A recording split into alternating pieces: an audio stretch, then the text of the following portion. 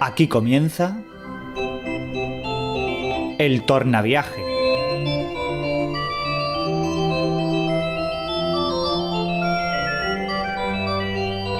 Preguntas y respuestas para conocer la historia y comprender nuestro tiempo.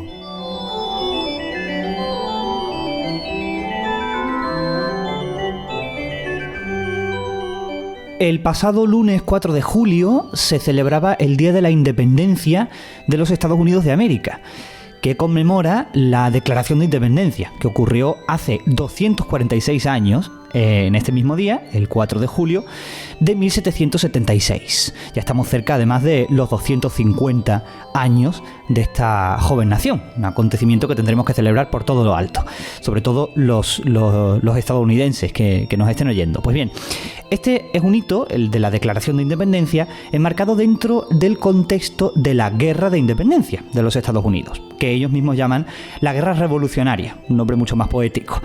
Esta guerra es un acontecimiento histórico muy largo y muy denso, que tiene muchos acontecimientos y muchos detalles a los que es posible descender con lupa. Por lo tanto, es muy difícil abarcarlo en su totalidad. Así que hoy vamos a adentrarnos en uno de los acontecimientos más significativos, y no en sí mismo, sino por las consecuencias que tuvo dentro de la guerra. Que es la batalla de Bunker Hill. Esta batalla se enmarca dentro del origen de los primeros meses, el primer año, dentro del primer año de la guerra revolucionaria, de la guerra de independencia en adelante. Y como es un acontecimiento muy largo, la guerra de independencia, nos vamos a centrar solo hoy en este detalle. ¿Por qué? Porque si nos preguntamos cuándo y cómo comenzó esta guerra, debemos detenernos en esta batalla, ya que marca no solo el origen y en qué circunstancias se origina la guerra de independencia, sino que incluso marca la deriva que la guerra tomaría después de esta batalla. Aparentemente no demasiado importante, pero que fue un acontecimiento muy marcado para todas las fuerzas revolucionarias en aquella guerra, ya que además supone el origen de algunos elementos de esta guerra muy significativos, como es, por ejemplo, el liderazgo que supuso la personalidad de George Washington a partir de esta batalla. Pues bien, para comprender los acontecimientos de este suceso tan concreto, de esta batalla de Bunker Hill, que ocurrió alrededor de la ciudad de Boston, nos vamos a adentrar en el contexto en el que ocurrió, vamos a observar sus causas, cómo se desarrolló esta batalla y, sobre todo, para comprender luego el resto de la guerra revolucionaria, cuáles fueron las consecuencias que entrañó no solo una humillación británica, a pesar de que los británicos no perdieron esta batalla, como el aliento que supuso para la moral de las tropas revolucionarias. Soy Jesús Francisco Molina y hoy es 9 de julio de 2022. Bienvenidos al Tornaviaje.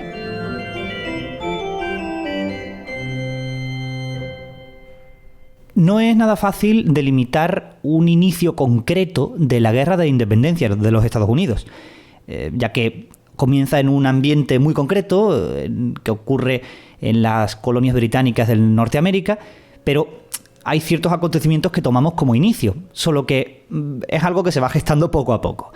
Vamos a trasladarnos al año 1775 en estas colonias, sobre todo en torno a la colonia de Massachusetts, lo que hoy es Massachusetts, el actual Massachusetts. En aquella época también poseía lo que hoy es el estado de Maine, pero nos centramos en la zona principal de Massachusetts, en torno a la ciudad de Boston, que es una de las más importantes de aquellas colonias en aquella época.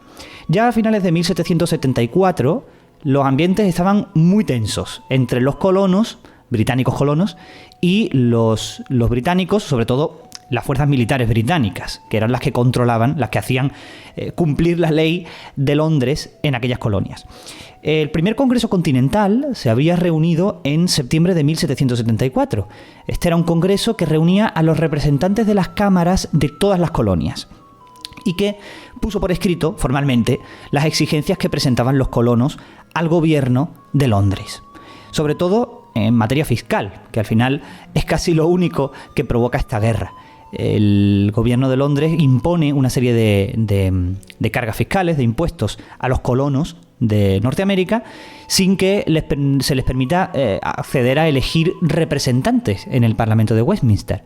Así que los colonos pues exigen cada vez más fuertemente su representación legítima en el Parlamento y o bien la reducción de estas cargas fiscales, de las que, por cierto, la corona se nutría para sostener sus esfuerzos bélicos, sobre todo en el resto del imperio, y bueno, lo que hacía la corona con todas las colonias, que era nutrirse de ellas para enriquecer a la metrópoli.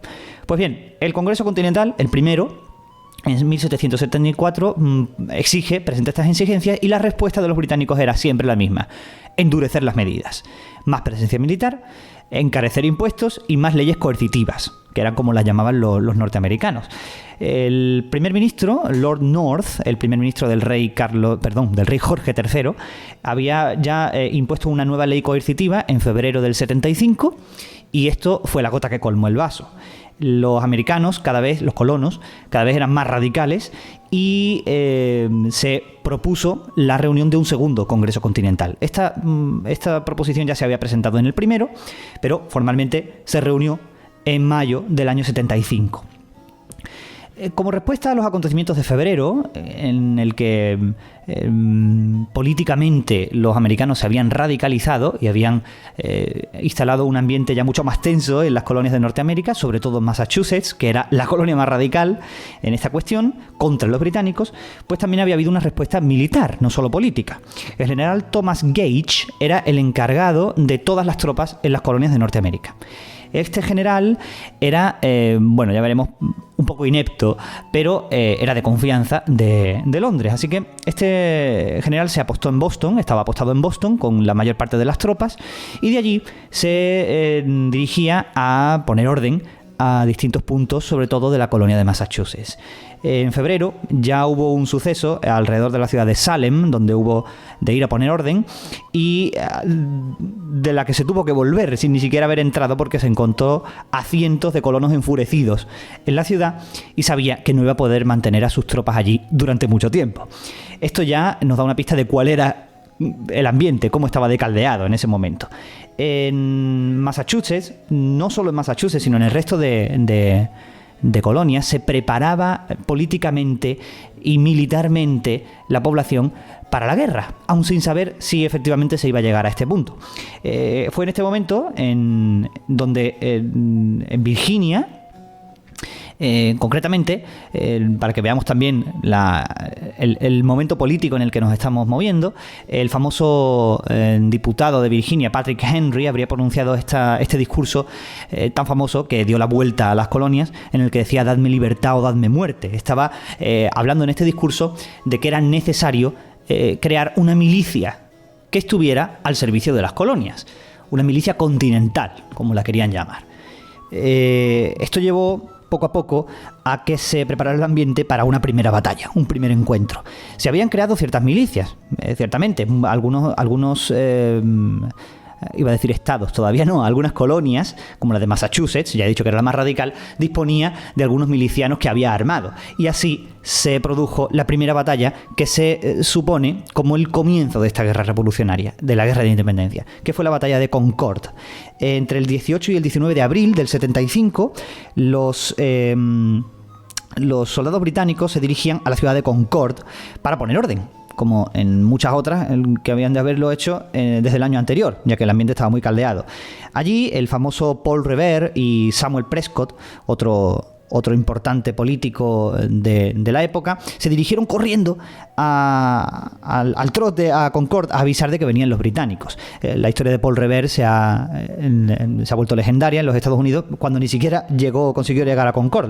Los británicos lo pillaron y lo mandaron a la ciudad de Lexington. Bueno, pues allí los británicos, con 700 hombres, se encontraron con 4.000 colonos armados apostados entre los bosques alrededor de Concord, que los acribillaron, tuvieron que huir. Y este acontecimiento fue la mecha, prendió la mecha de la guerra. Finalmente fue a partir de aquí como se vio la necesidad de que las colonias creasen una fuerza militar que les obligase, que les permitiese, hacer frente a los británicos y que por lo menos pudiera mantener el poder de estas propias colonias sobre sus propios territorios, sin que los británicos ejercieran una injerencia sobre ellos. Es decir, sin manifestar un deseo de independencia aún de forma explícita, sí que se estaba caminando hacia la independencia, o por lo menos a que los británicos no impusieran su ley,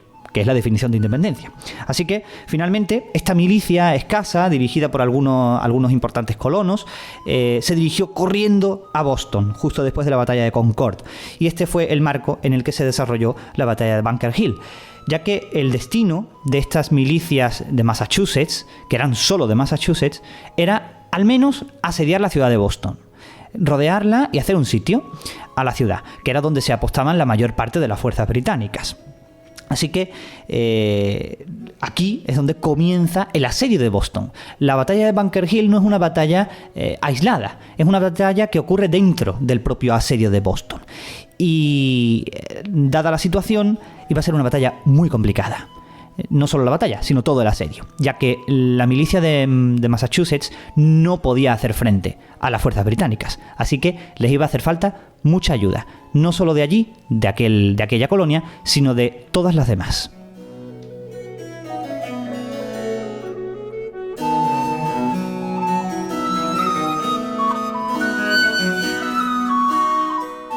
El 20 de abril los británicos ya se encontraban en Boston recuperando fuerzas y los colonos les habían seguido. Habían rodeado la ciudad, pero sabían perfectamente que no tenían fuerza suficiente para mantener el sitio. El propio Congreso Provincial de Massachusetts había aprobado el reclutamiento de hasta 13.000 hombres para esta milicia, pero no era suficiente. Ahora bien, tenían un gran apoyo, y es que el mes anterior se había comenzado a reunir el segundo Congreso Continental. El 10 de mayo se reunió el Congreso Continental con la única intención sobre la mesa de crear una milicia continental, ya no de cada uno de las colonias, sino de todas las colonias, una milicia conjunta, un ejército continental. Este fue el origen primitivo del ejército norteamericano, del ejército de los Estados Unidos. La aprobación por parte del Congreso Continental de esta fuerza.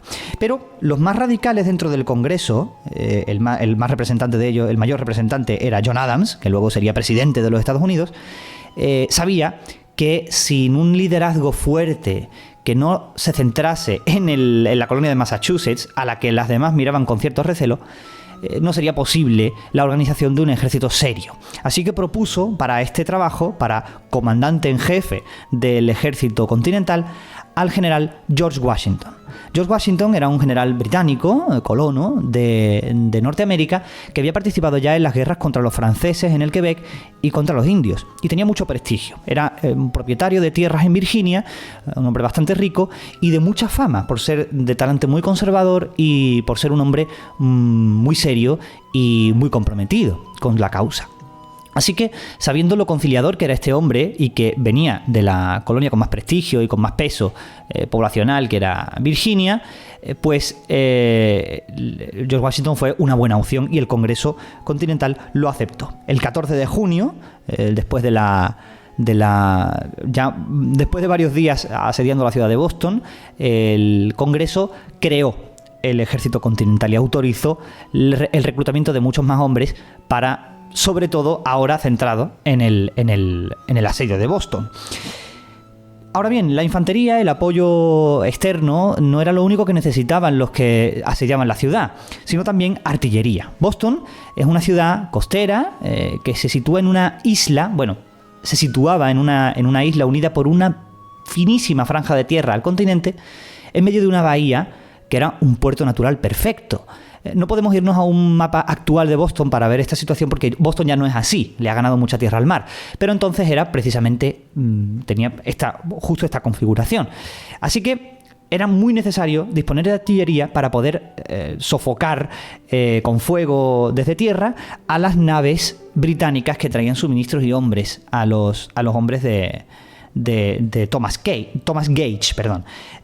Así que algunos colonos milicianos de mucho prestigio, como Benedict Arnold o Ethan Allen, se dirigieron a Fort Ticonderoga, un fuerte que hoy se sitúa justo en la frontera entre Vermont y Nueva York, donde los británicos guardaban grandes cantidades de munición, armas y sobre todo artillería de tierra.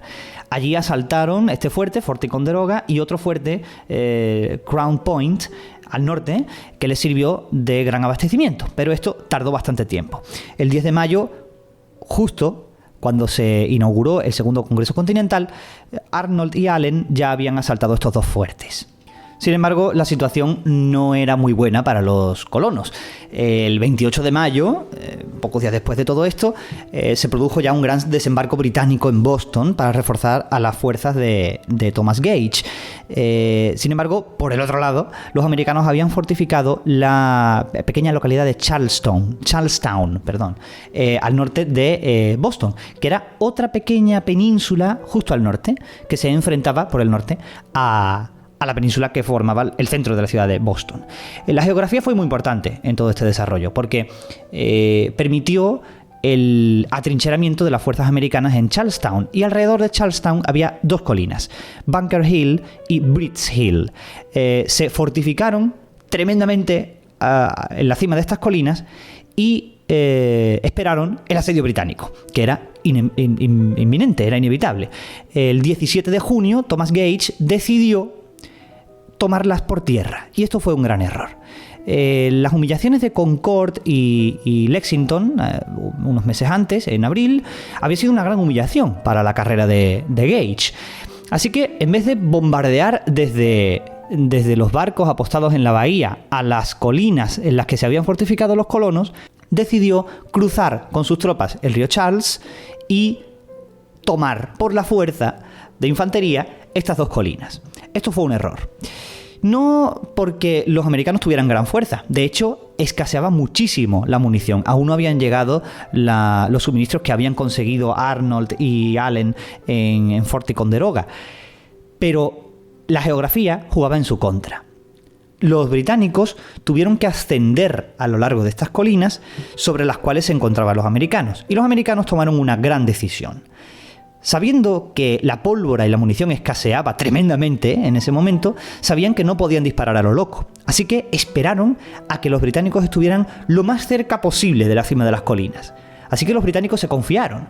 Conforme subían las colinas, nadie disparaba. No había fuego enemigo. Solo que justo cuando se encontraban al borde del asedio, los americanos cargaron contra ellos y casi ninguna bala perdió su objetivo. Las filas británicas del primer contingente, en total eran unos 2.400 hombres los que subieron las colinas, los casacas rojas, los británicos, iban cayendo. Conforme subían la colina, las primeras filas caían una detrás de otras, casi al completo. Y este primer contingente incluso acabó huyendo. Los americanos tuvieron una subida de moral tremenda. Los británicos lanzaron otros dos embates contra los americanos. Y finalmente, esto habla muy bien de los británicos, por cierto, no huyeron.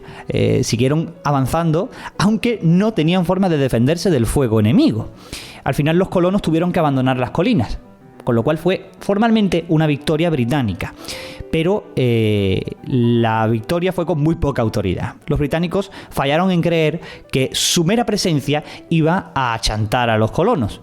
Y nada más lejos de la verdad. Los colonos mostraron una valentía tremenda. La cuestión de la pólvora, de la falta de pólvora de los colonos, determinó el destino de la batalla. Y es que al final, aunque los británicos hubieran ganado, tuvieron más de 1.000 bajas. Casi la mitad de las fuerzas que se usaron en Bunker Hill por parte de los británicos cayeron. 89 de estas bajas eran oficiales. Los americanos, por su parte, no pasaron de las 500 bajas, mucho menos de la mitad. Con lo cual, los americanos, aunque habían perdido formalmente el dominio de Bunker Hill y toda la península de Charlestown, habían tenido una victoria moral. Los británicos no pudieron recuperarse de esta cantidad de bajas, y al final Thomas Gage no pudo tomar las colinas de Dorchester, que eran las que estaban al otro lado de la península, con lo cual se limitó a fortificarse. Otro gran error, ya que esto permitió a los colonos apostar toda la artillería que habían conseguido en los asedios de Fort Ticonderoga en las colinas de Dorchester. Esto les permitió en un futuro bombardear los barcos de la bahía de Boston desde un fuego que no podía ser respondido, ya que se encontraba en una altura muy superior a las colinas de Bunker Hill y Bridge Hill en Charlestown. Con lo cual, la victoria británica fue pírrica, fue ridícula. No les sirvió para nada a los británicos, más que para fortificarse y esperar a que el sitio de la ciudad de Boston surtiera efecto contra todos ellos. Al final, Gage fue relevado, lo que nos da una pista de que la batalla fue vista desde Londres como una derrota, aunque formalmente no se hubiera perdido el territorio que estaba en disputa. A Thomas Gage le sucedió William Howe, que era su segundo de mando, fue puesto al frente de las fuerzas británicas en Norteamérica, pero esto no sirvió de nada. George Washington llegó 2 semanas después, el 2 de julio, al frente de Boston y se dedicó a dirigir las operaciones contra Boston. Finalmente, de aquí se sucedieron todas las consecuencias que se derivaron de la batalla de Bunker Hill.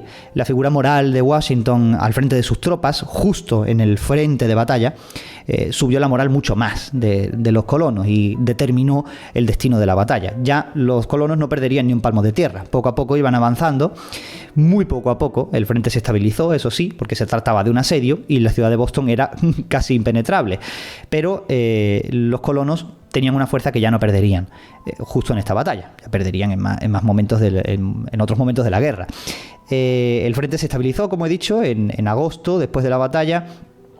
Se dedicaron a realizar ciertas escaramuzas, solo bloquearon la ciudad.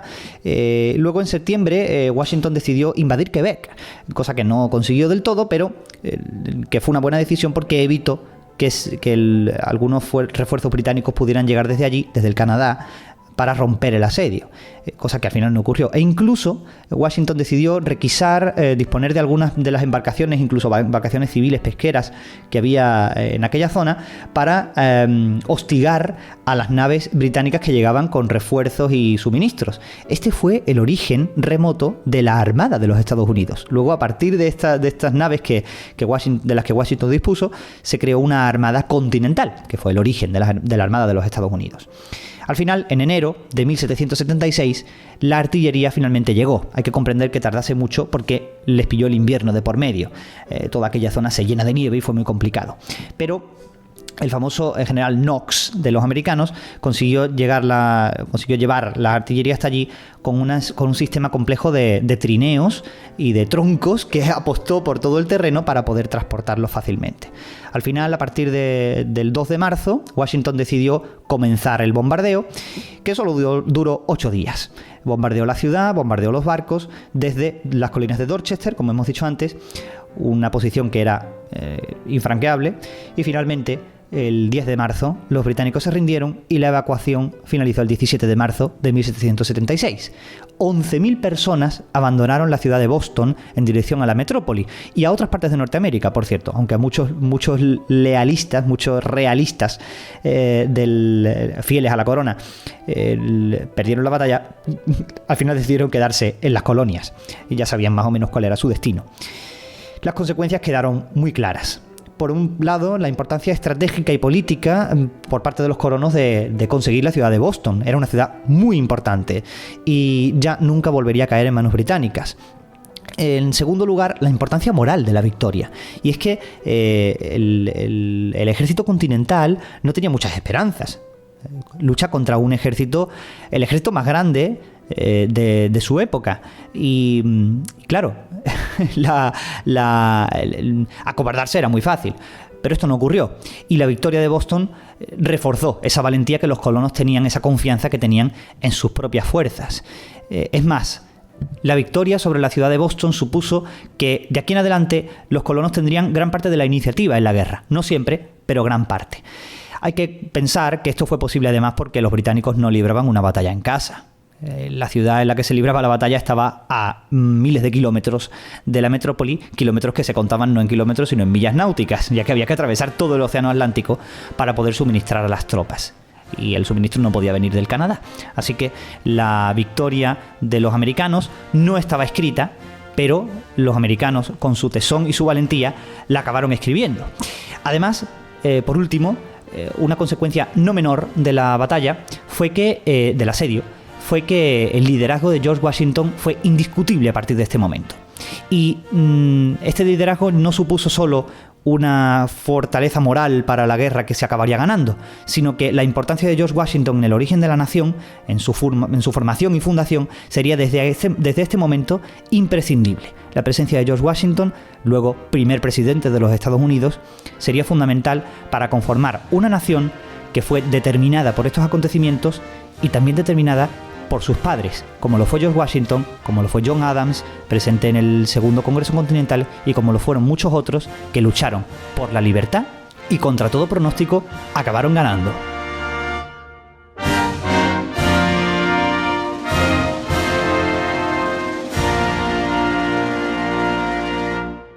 Y hasta aquí este programa sobre la batalla de Bunker Hill, el asedio de Boston, el comienzo de la Guerra de Independencia.